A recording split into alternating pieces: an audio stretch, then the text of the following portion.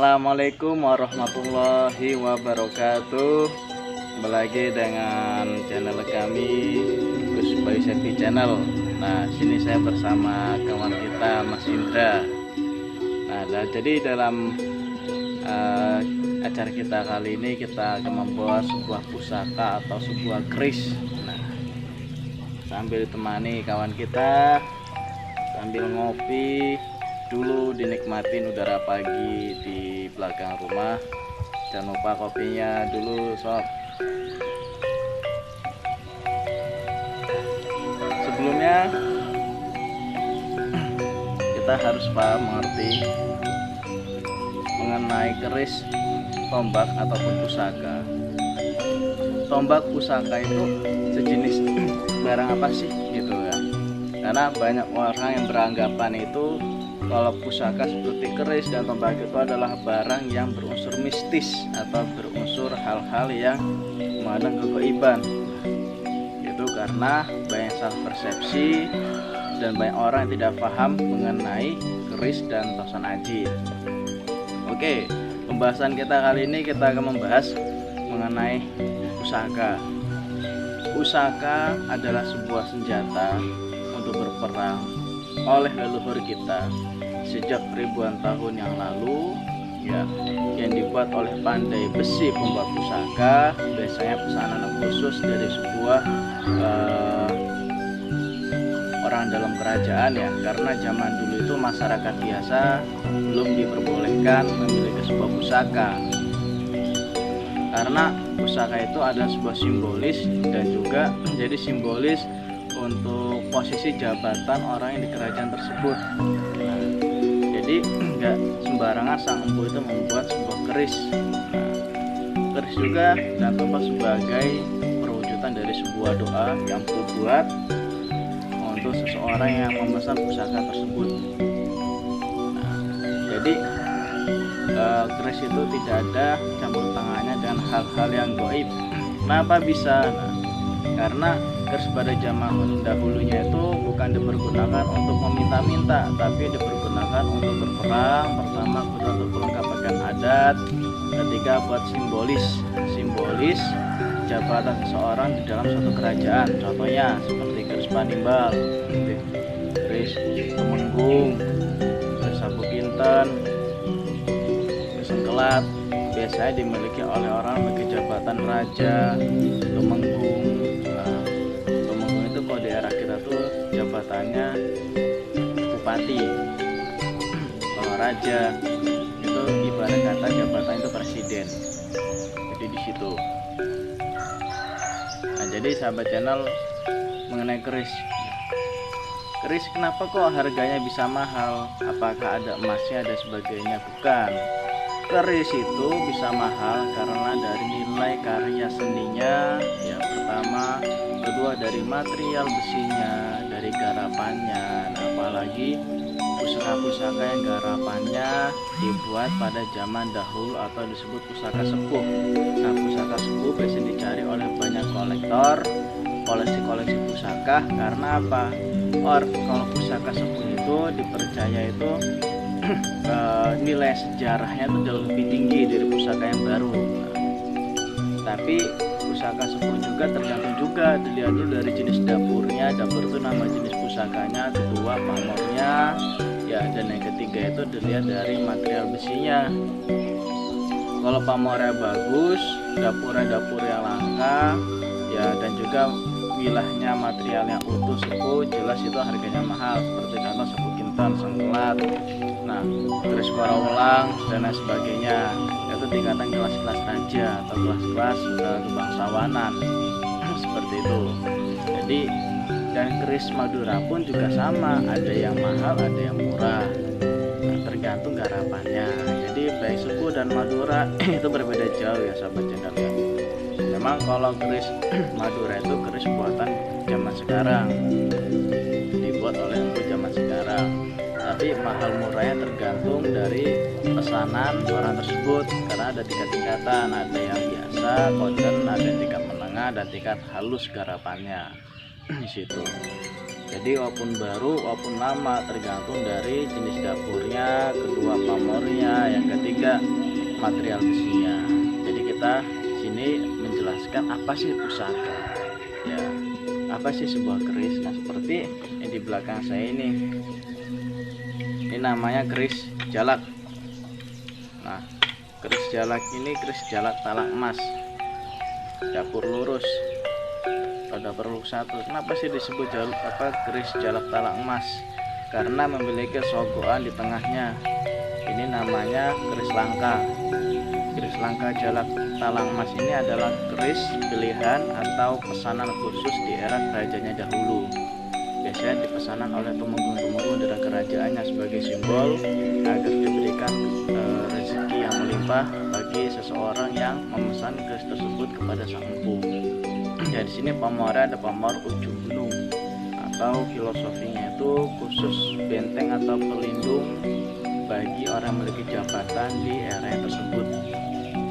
Nah jadi seperti ini memang luk satu. Keris luk satu itu ada tilam upi, tilam sari, jalak tilam, jalak nguwuh, jalak cucuk madu, dan banyak sekali, jalak sanggu tumpang banyak sekali. Nah cuma yang langka itu adalah keris jalak talak emas, keris kalamunyang, keris pasopati.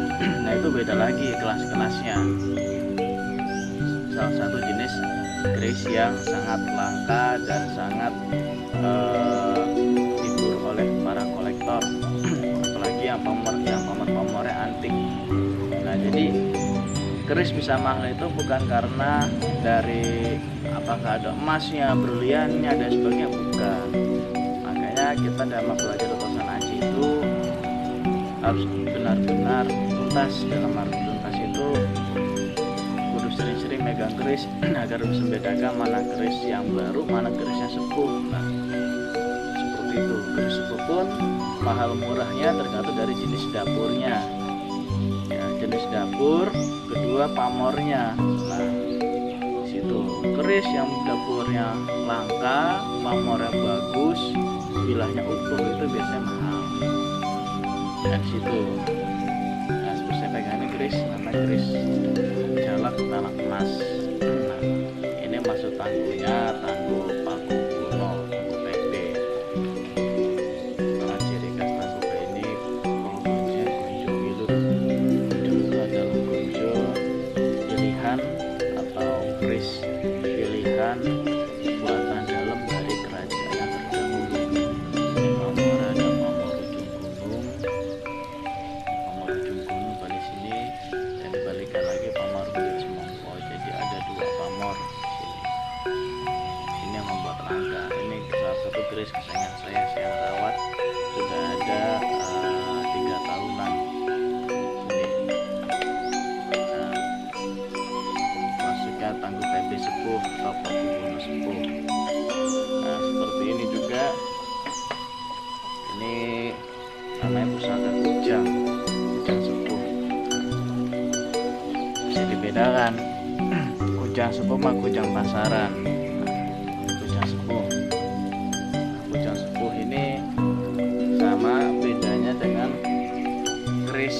Nah kujang bisa mahal dan murah itu tergantung dari jenisnya, kedua material besinya, ketiga eranya.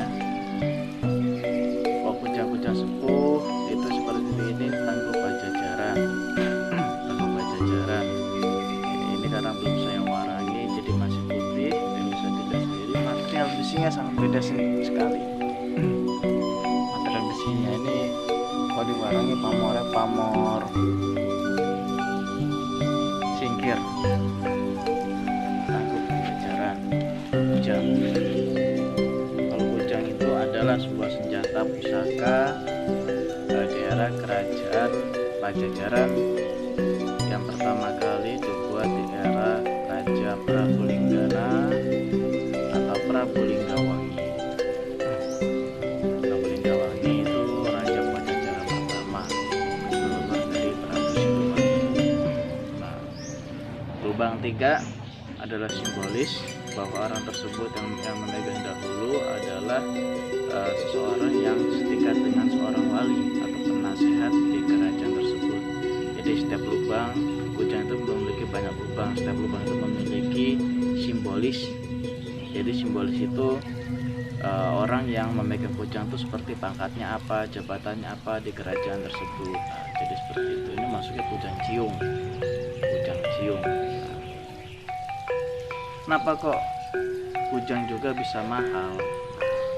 Kujang ini berbeda dengan kujang yang di pasaran. Pasaran kan rata-rata kujangnya kuningan. Nah, kuningan itu buatan baru, sedangkan zaman kerajaan dulu nggak ada tuh kujang-kujang kuningan. Maka banyak sekali paranormal, dukun-dukun itu yang kayaknya penarikan gaib tapi ditarik kujang-kujang kuningan. Itu harus hati-hati, itu kujang buatan baru. Nah, ini saya dapat dari kolektor pusaka di daerah Bogor, hasil sepuh. Ini aja harga sekisaran 3,5 juta. Kok mahal banget ya? Memang kalau kujang sepuh utuh ori itu memang mahal. Berbeda dengan kujang-kujangan yang kaleng-kaleng. Nah, itu beda sekali, itu harga 300-an. Nah, sahabat channel, jadi kita membahas sebuah pusaka ataupun keris ya. Itu kita harus mempelajarinya sesuai dengan pakemnya. Bagi banyak orang-orang awam di sekitar kita tuh bertanya, kok kujang sama keris dan sebagainya kok dijual belikan? Nah, sekarang gini, empu pada zaman dahulu itu membuat keris dan senjata itu mereka tuh seperti menjual jasa membuat pusaka, dan mereka pun dalam jasa tersebut juga meminta mahar.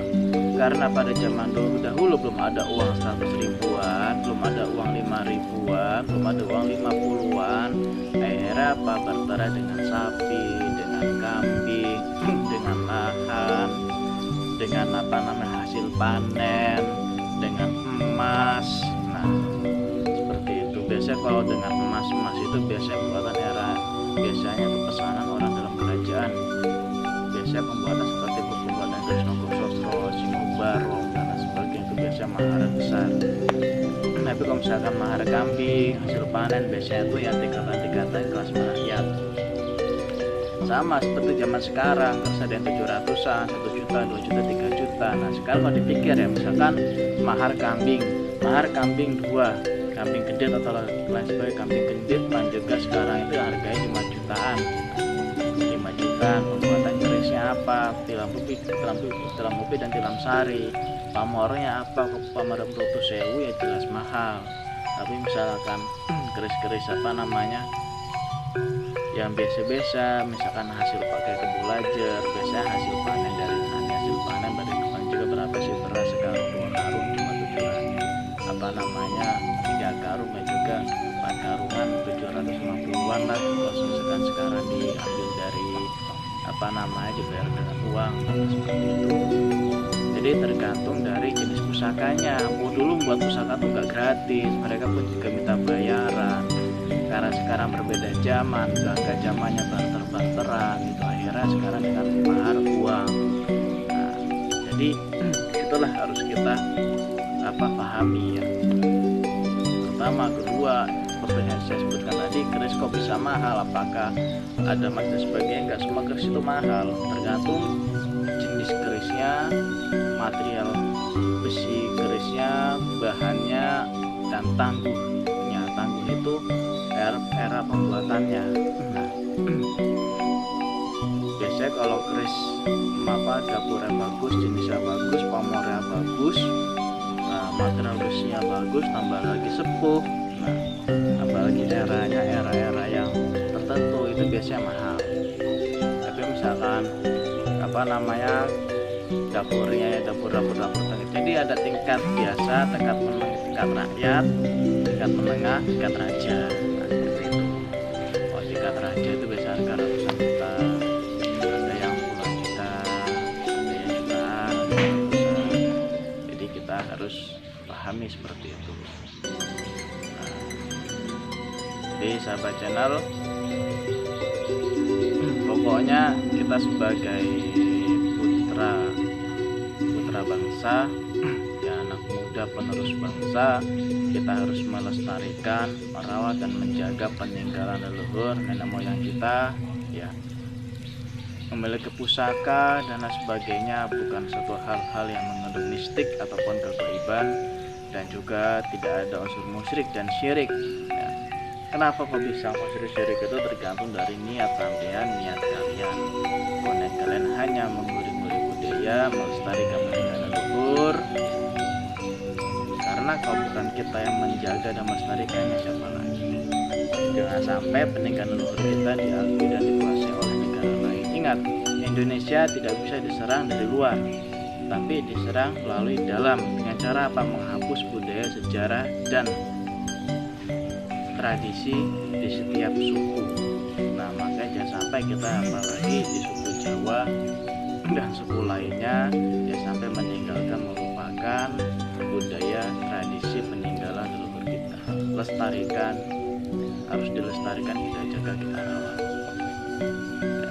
Cukup sekian penjelasan dari saya. Apabila ada salah dan kekeliruan dan kekurangan dari saya, terima kasih. Sampai jumpa kembali. Assalamualaikum warahmatullahi wabarakatuh.